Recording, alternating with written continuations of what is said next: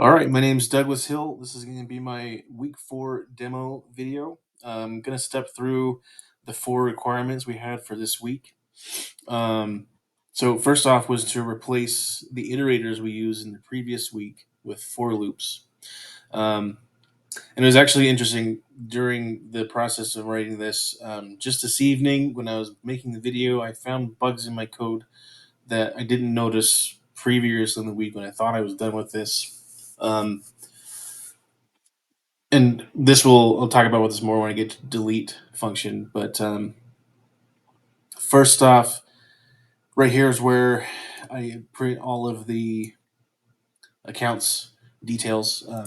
Just uses a for loop, creates a reference to the account, um, to each account that's in the accounts list, and then just calls the display account details for each one of those accounts. So on to the delete function.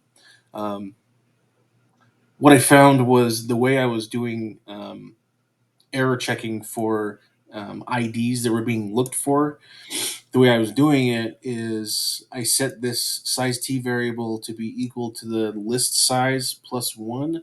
So it was automatically set to be higher than the list size currently is. And then I was doing checking here saying that if the or this while loop was going while the ID is equal to or greater than the size of the list. So the logic there was that um, if you're putting an ID in that's larger than the list, then it won't exist in the list. So the IDs were always 0 through whatever. So the highest would be 2, and um, the list would be 3. So you would never get that wrong. But what I was running into when I actually started doing these videos, and I've done this several times now, but I found when I deleted accounts, so like I deleted account 0 and 1 and left with 2, um, then when I went to um, say delete that third account or do any other function, deposits, withdrawals, or whatever, it would say that account doesn't exist because at that point the accounts list only had a size of 1, and I was looking for an account ID of 2. So I made a new function here called does accounts exist, and pretty straightforward. We'll go back to the definition.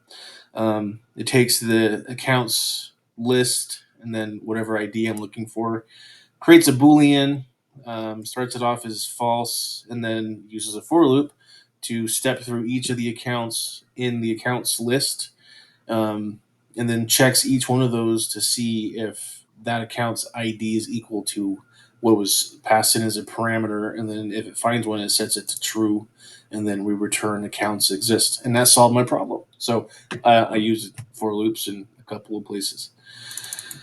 Let's see. Let's go back to the reference. Oops, that didn't work so good. Okay, so that's that. So thirdly, we needed to get all balances.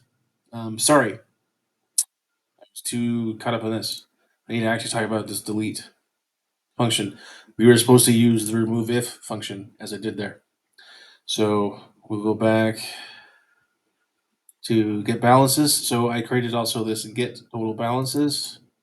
We'll go to that definition.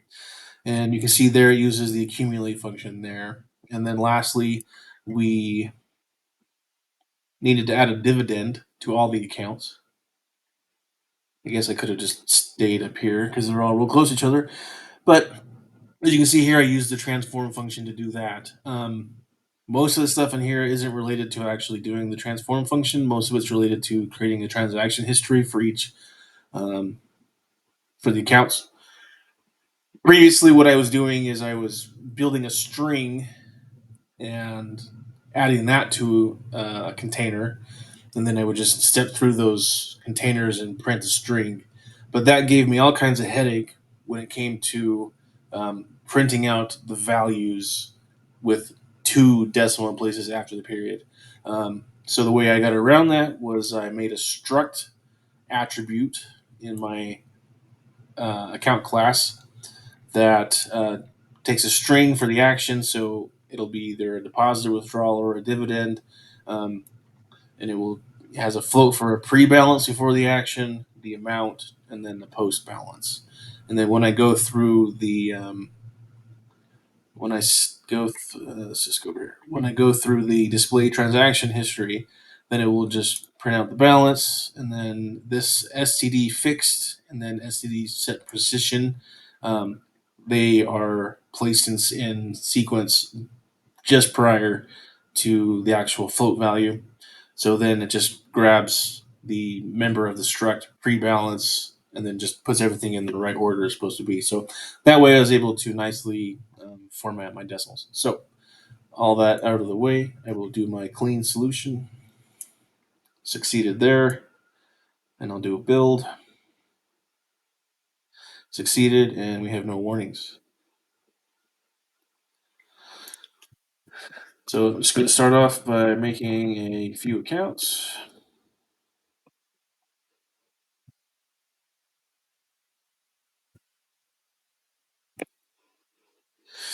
And you can see there, so step through all the accounts in the format or in the for loop, print them all out.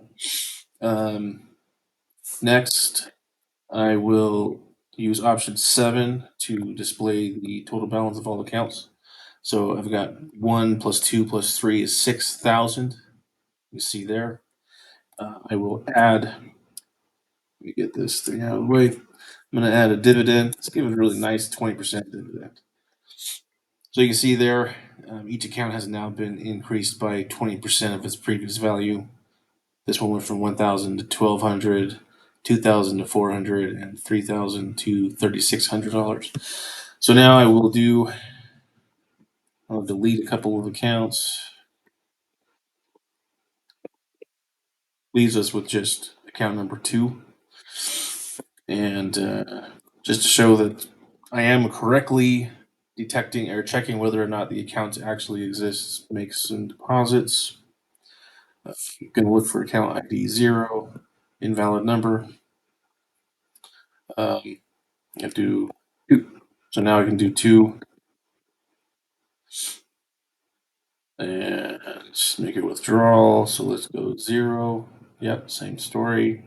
Go 2. So I'm going to remove $300. Let's go back and look at that account. So you can see now I can still find that account. It doesn't get all messed up. So there's that account there. And lastly, just delete that last account. And there are no accounts to display. So that is my program.